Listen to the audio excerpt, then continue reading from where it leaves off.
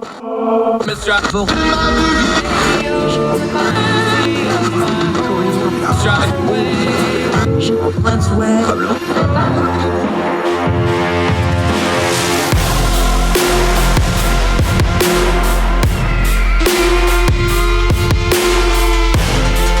your host, Andrew Donaldson. This is Heard Tell. Welcome back to Heard Tell. Okay, one of our favorites, Eric Garcia. He makes me sound like I know what I'm talking about when we talk about Congress because he is the congressional guy for The Independent, a publication of some note and repute in the halls of power in Washington, D.C. Also plays a little guitar on the side. Wrote a book on autism. We'll talk about that some other time, though. Eric Garcia, how are you, sir? Let's do this. How you doing, Andrew? So meet the new Congress. Looks a lot like the old Congress. The House is within a seat or two. We still got one up in the air out in California. We're pretty much, after all the yelling, screaming, hollering, kicking, and stomping of feet and gnashing of teeth, we're pretty much right back where we started, aren't we, as far as the House goes? As far as the House goes, yeah. I mean, a lot of Democrats didn't, were kind of dragged down by Kamala Harris and a lot of the same headwinds that Democrats as a whole face. You saw some of the things. Democrats failed to flip seats in Arizona. They lost 2 seats in Pennsylvania. They failed to knock off an endangered incumbent Republican in Pennsylvania. They didn't get all the seats they wanted to win in California. They failed to flip a seat in Nebraska. So, and that really canceled out some of their victories in places like New York, and even some other seats in California that really could have made the difference and would have allowed them to take back the House of Representatives. So here's my question. Go ahead. Everybody seems to think that we're going to have this legislative onslaught from the Trump administration. My problem is I saw the exact same congressional leadership on the Republican side lose procedural votes, which that is, you can put some context on what an utter embarrassment is to lose a procedural vote. I think it happened like 3 times in the previous 10 years, and it happened 3 times in 2 weeks in a couple months ago. I don't know that Trump wanting stuff ramrodded and a Senate leadership that has to establish themselves, are they really going to be that much better as far as just legislating, competent, pushing stuff through, doing their assignments with the exact same majority? Aren't we going to get about the exact same result? We're gonna. I would do one more than you. I think that having that now that Dad's home, now that Trump's home, Trump could very easily, if Republicans want to have a procedural vote, to your point about the rules, the last time a rule vote tanked, I think, was a decade before Republicans took power. Nancy Pelosi never had a rule vote, but even John Boehner and Paul Ryan didn't have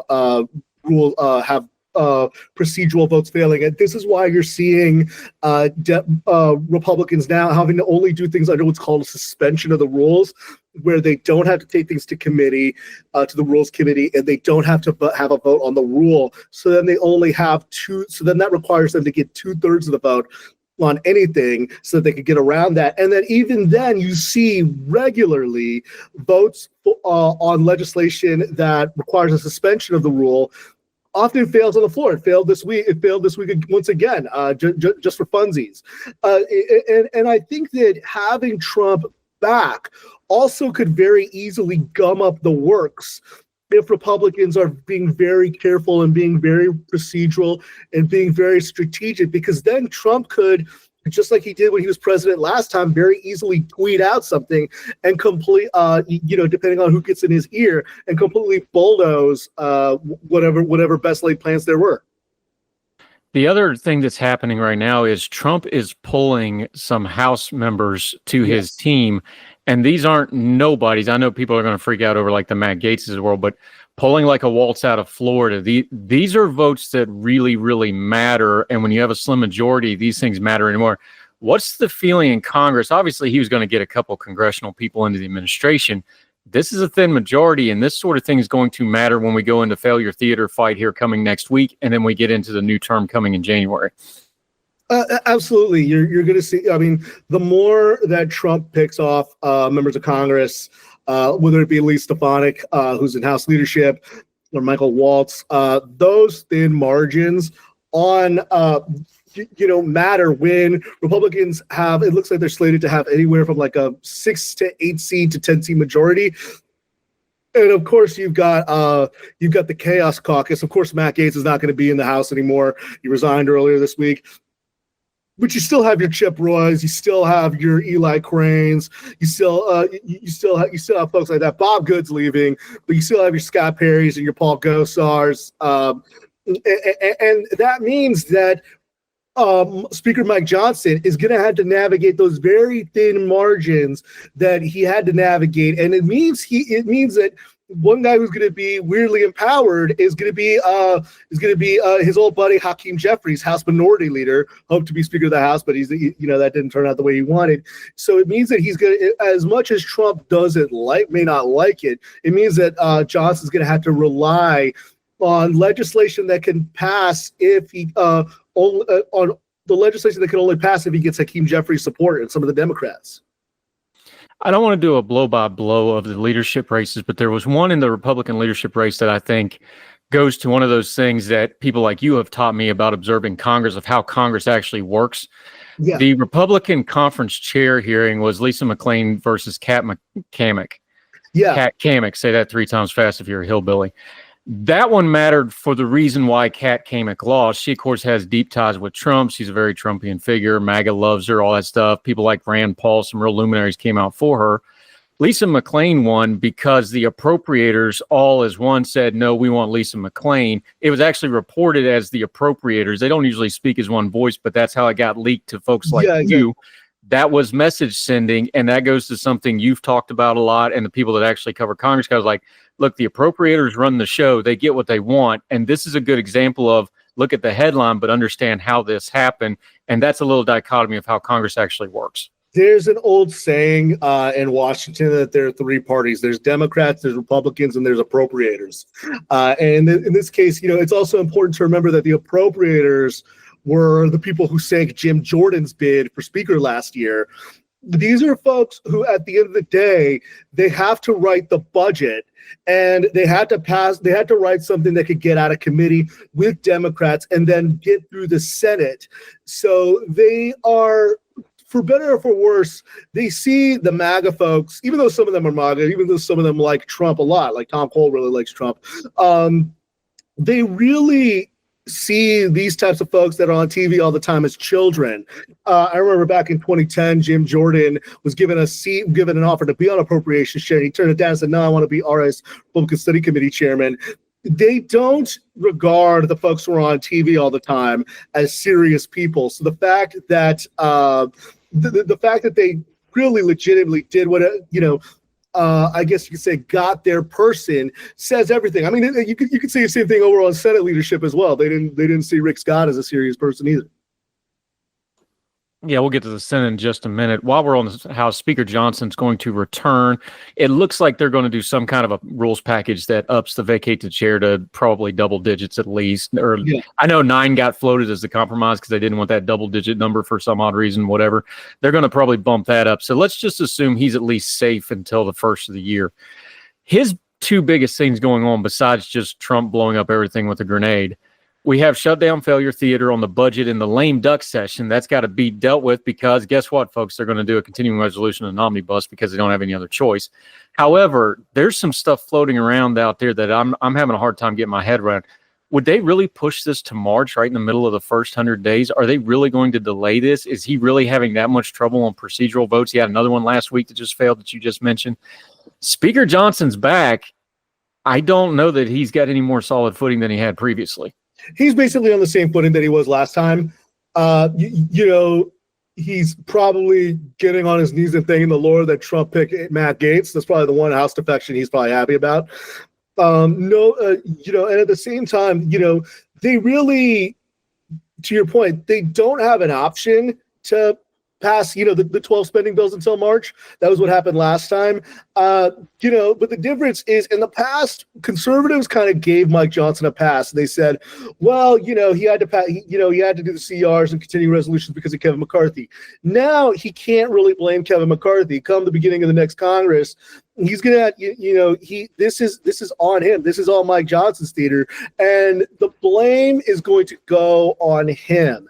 And I think that's where, Ken Buck is gone, Matt Gaetz is gone, but you still got your Tim Burchetts, you still got your Nancy Maces, you still got your Eli Cranes, and that is going to be the really difficult thing. And then on top of that, remember, because of the Fiscal Responsibility Act, they still have to deal with a debt limit renegotiation as well, negotiation process as well. Then they also had to try to work to extend the Trump tax cuts by the end of next year. Yeah, it's good. That's one of those looming things we've talked about on the show with a couple people. Those tax cuts, that's going to be a fight.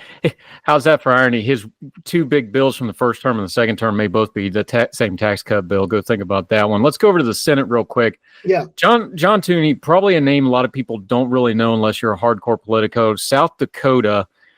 How would you describe his style? Because obviously he has to bridge the old guard to the Trumpism because he's got to work for Trump in a Trump election like this. Is he 80% cocaine Mitch, 85%? They're close. He learned the ropes underneath him, so he's going to have that background, but he's also going to have to take a couple steps towards the MAGA folks to placate them. Give me kind of a ratio and a guideline as we start watching him put this thing together. So to your point about it, John Thune, I've said for a long time, I think people underestimate him. You have to remember in 2004, so in 2002, he was a congressman. He ran against Tim Johnson, then the senator from South Dakota, who recently passed away, and he lost very narrowly. Then he kind of did an audacious thing. He ran against Senate Minority Leader Tom Daschle in 2004, and that was a wave year with Republicans, and he beat a sitting Senate Minority Leader. So, now and former majority leader. So now he's taking that same spot. To your point, he very much is a McConnell boy. He's not like Cornyn, who actually used to be able to work with Democrats.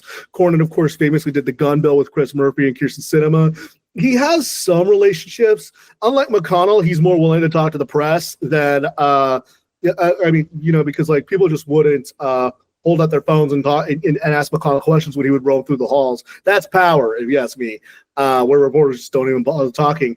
But I think that he's going. But if you remember, in the beginning of 2021, when Thune basically said, "I'm not going to object to the election results," Trump started floating Kristi Noem to run against him in the primary for 2022.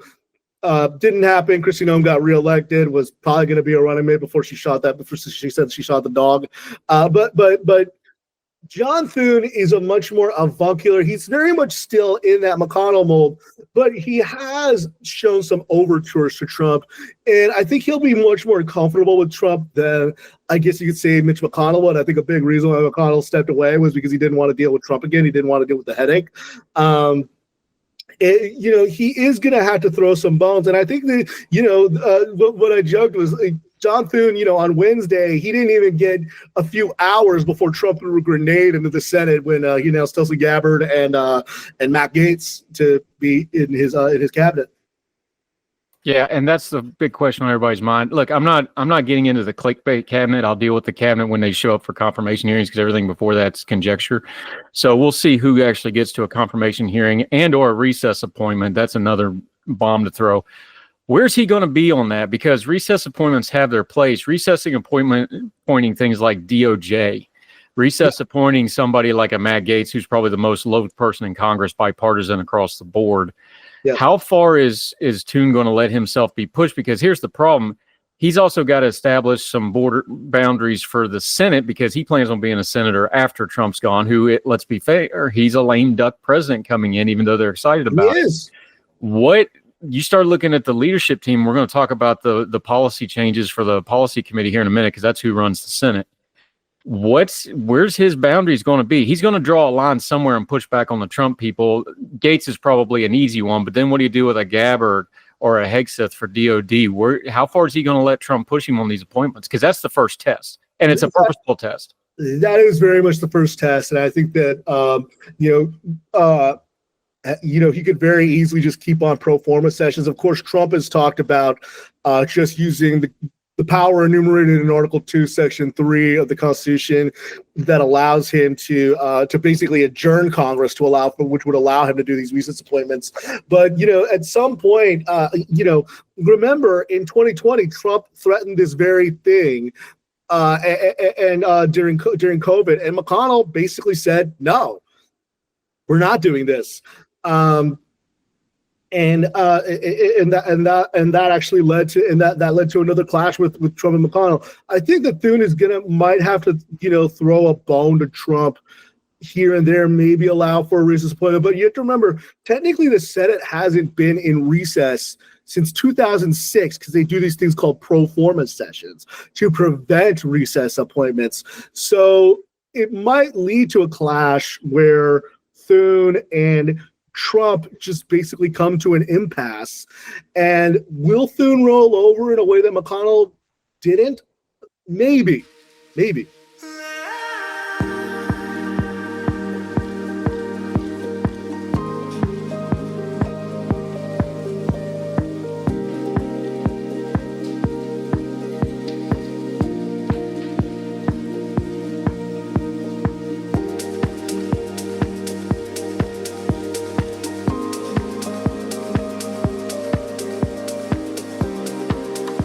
Let's talk about some of the Senate leadership team besides him. The Senate GOP Policy Committee is probably the most important committee in the United States government that nobody knows about and talks about in the normal press. Shelley Moore Capito is now in charge of that. Now, I'm a little West Virginia biased because she's a West Virginia senator. I had you on West Virginia radio about a month ago, and we were talking about how effective she is. She is. She's got a big stick now. She has bumped up, but she's probably not nationally known because Manchin sucked all the bandwidth when it came to Mountain State senators. But she's got a very powerful position now, and the number 2 underneath her is going to be Jim Lankford. And that's important because, remember, Lankford's the one that got trotted out and took the bullet in the head publicly over the border deal that was bipartisan. Everybody remembers that. Yeah. And he had some very pointed comments for his own party in that, public ones, on the record, kind of almost shocking ones, because he's not a bomb thrower kind of guy, and he was pissed. I mean, like, there's no two ways about it. Those two in leadership underneath Thune, that kind of, I think, is where you start looking for the direction of where the Senate might be going, because that kind of starts giving you some arrows. And a term that I've thrown and I've stolen from people like you, the houseification of the Senate, putting Scott down kind of pushed that off. This kind of a leadership team is why I feel a little more comfortable with that. What does it tell you that that's the leadership team going forward? It tells you that the Senate is still going to be the saucer. Even though George Washington never said that the Senate is the saucer to cool things, that's just apocryphal. It says that the Senate Republican leadership is decidedly. Make no mistake, they're gonna pass legislation that Trump wants. They support, a lot of them supported Trump, a lot of them endorsed Trump. But are they MAGA? Decidedly MAGA? Not really. Make no mistake, you do have your folks like Tommy Tuberville. You do have your folks like like Josh Hawley and Mark Wayne Mullen and Eric Schmidt. But the fact that you've got guys who were elected to the Senate before Trump became president, the first go around, people like Shelley Moore Capito, people like James Lankford, these are, McConnell rules everything around me. He still is the guy in charge. All of these guys are McConnell proteges. Even someone like Steve Gaines, McConnell picked to run the NRSC, who helped flip the Senate. He's a McConnell acolyte. These folks are still still running the show. People like Tom Cotton, also another guy who is who's still going to be very much in charge. This is I think their way of preventing some of the impulses and the chaos that you've seen in the House bleed into the Senate. The fact that they're picking these establishmentarians and these people who are very, very by the book. Is it fair to say these are serious people? Not that they're not going to, give the talking point, but they're serious people. They're not a Gates or a Bobbert or any of the silliness we see in the House. Here's another thing I think we need to keep in check as the Senate starts to deal with the lame duck Trump presidency. And again, this trifecta, folks, you got about 6 to 9 months, and then this thing's going to bog down because the midterms are coming. The midterms for the Senate, all the senators have this in their mind because, again, third of the Senate's up every 2 years. As much as the map was very favorable to the Republicans this time, they were going to get the Senate as long as they had heartbeats running on the ticket, basically, or at least tie it. That's not going to be the case in 2026. Now they're defending more seats than the Democrats are, and there's some really hot button races coming up.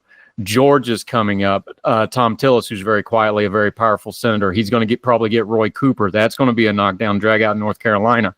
These are powerful positions. Susan Collins up, somebody who's a moderating force that you probably want to try to keep in the Senate. There's a lot of Senate races coming up. And when you're dealing with the Senate, one of the things I'm saying is like, we got to think it. They're already thinking about what this Senate could look like 2 years from now. It's odd for the Senate to flip back and forth. But if this Trump stuff gets off the rails, those serious senators we're talking about in leadership, they've already looked at that calendar. They know they got some tough fights coming up. I think we need to go ahead and have that filter on what they're doing now because they're thinking about it, even if we're not and the news media isn't thinking about it. They're absolutely thinking about it. I mean, it was funny is that like we were talking to Tom Tillis about Tulsi Gabbard when Trump threw that grenade in the middle of the Senate floor and nominated Matt Gaetz. Look, Tom Tillis is on judiciary. Is he thinking about how he'll have to vote on Matt Gaetz? You bet he's thinking about how he's going to have to vote on Matt Gaetz. On top of that, Susan Collins is thinking about whether she's going to want to walk the plank on someone like a Pete Hegseth or Tulsi Gabbard. Remember, Susan Collins is said to be, again, to the point about appropriators, she's going to be the chairwoman of the Appropriations Committee. She very much has to work with Democrats and write a budget. She can't afford to be a bomb thrower, though I think one thing a lot of people forget is that Collins has always been much more conservative than people realize because they confuse her with her old Senate colleague, Olympia Snowe. But absolutely, they're going to have to think about it. Dan Sullivan is going to have to think about it in Alaska. It's very easy. It's a real possibility that Mary Peltola, who looks like she's going to lose her her House race in Alaska, could run against her. And if there's enough of a backlash against Trump, if the economy takes a downturn, if people don't like the tariffs, if they try to go too far on repealing Obamacare like they did last time, there very much could be a backlash. Now, as you said, they got North Carolina. Republicans had to defend North Carolina. They're going to defend that tooth and nail, especially if Roy Cooper, who knows how to raise money, more money than the Vatican, they're going to try to put a bullseye on Susan Collins again if she runs for re-election, or if she does, then someone like Jared Golden is going to run. But even someone like Joni Ernst could be in some kind of trouble if the circumstances go the Democrats' way or turn down and turn against Republicans. Yeah, and that's assuming Ernst doesn't go to the administration, which there's been some whispers about that. But that, again, for a senator to leave the Senate to go to the cabinet, they're either looking to move up, like a Marco Rubio, who's still, is he even quite 50 yet, or early 50s at the latest? Yeah. He's still thinking he's going to run for president. I think that's probably the ticket in 2028. It'll be Vance Rubio. That's just my opinion. But that's what they're thinking is if you're having a tough race, go to the cabinet and then readjust. So watch people like Joni Ernst. Okay, overall in Congress, looking forward, we talked about failure theater coming up for the budgeting stuff. First 100 days, Trump talks a lot about stuff like I'm going to get rid of the DOE and stuff like this. We know he's not going to do that stuff. What do you expect? Because you're talking to us. So what is the House and the senators? What do they think the first biggest pushes are going to be? Is it going to be immigration? Is it going to be the tax cut? Are they going to try to do too much at once? What do they think's coming come January? I think they're trying to do too much at once. And honestly, there's talk, Axios has reported this, that they're thinking about using Trump's proposed tariffs to pay for the Trump tax cuts. That is going to cause, we'll wait for the Congressional Budget Office to score that. I'm sure that they're just going to say, no, that's not going to work. It's going to blow a huge hole in the deficit. You're going to probably, Speaker Mike Johnson, kind of had a verbal flub right before the election where he said he wanted to repeal the Chips and Science Act. Trump says he wants to get rid of that as well. Good luck with that. But you're also going to probably try to see efforts to repeal the remove parts of the Inflation Reduction Act. But even then, a lot of Republicans from New York like a lot of the tax credits for renewable energy. So once again, it's going to be difficult. But yeah, one of the things that's very difficult, and I pointed this out to a friend of mine the other day, is that when Democrats tend to focus, when they win a majority, they tend to focus on one big thing and blow a lot of capital on it.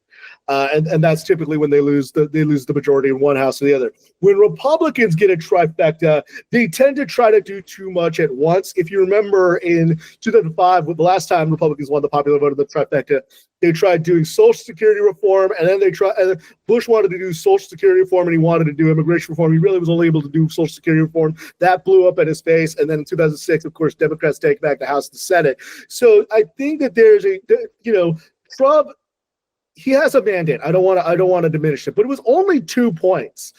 And this House majority is fairly thin. The Senate Republican majority still has some folks who are going to be wobbly and who got to think about re-election next cycle. This is not going to be a durable coalition that Trump thinks he's going to be able to push through things. Yeah, I think.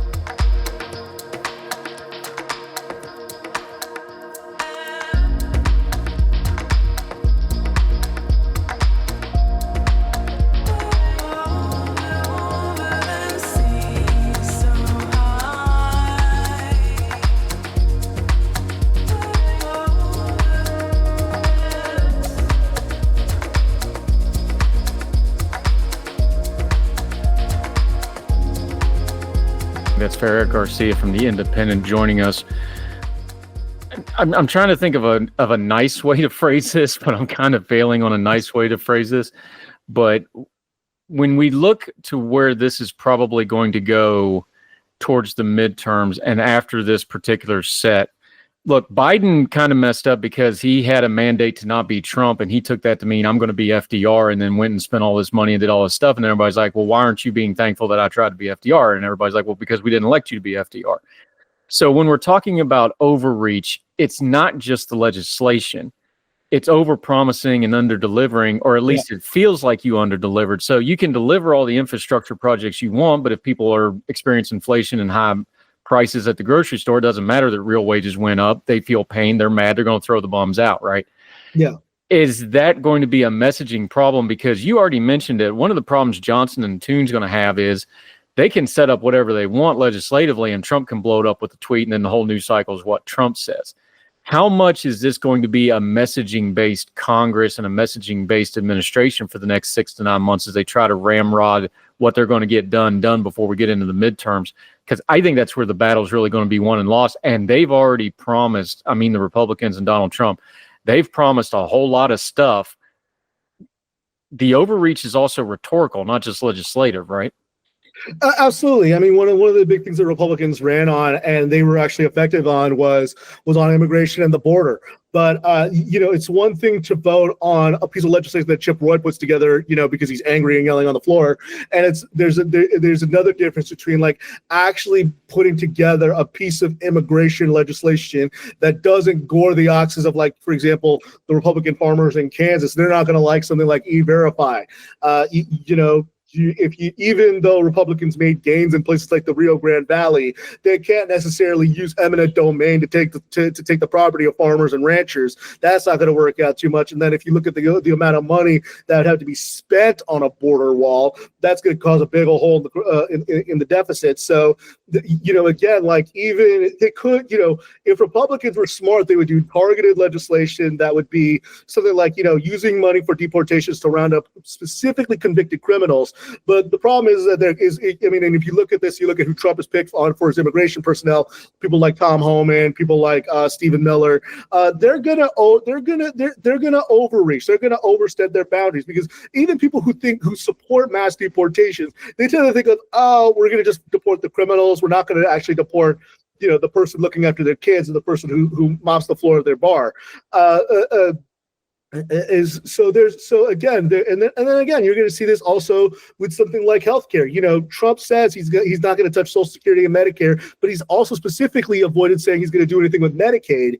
And if you touch Medicaid, which a lot of Medicare recipients are on, that's gonna be an ox you got to gore. You're going to gore. So again, there is so much potential to overstep the boundaries. And again, you saw the same thing you didn't just see this with Biden this last time. You saw it with Trump when he tried to repeal Obamacare in 2017. You saw this with Barack Obama when he tried to pass healthcare in the middle of a recession, and that's when Democrats had that shellacking in 2010. So there is very much a potential for a blow, for them to overstep their boundaries. And look at Bill Clinton, look at George W. Bush too.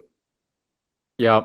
Before I let you go, Eric Garcia, The Independent, make sure you follow his stuff. We'll link to all of it. He's at The Independent. Also does some writing at MSNBC. Has a great book out on autism and working on another one that I'm looking forward to. I want to ask you this because I want you to put it in your own words, because I tell people this both publicly and privately all the time. Look, we've got the data now. These split ticket voters that show up and vote for president and then don't vote for anything else on the ballot. We've got the data on this election now. They overwhelmingly don't watch traditional news media, the people that do that.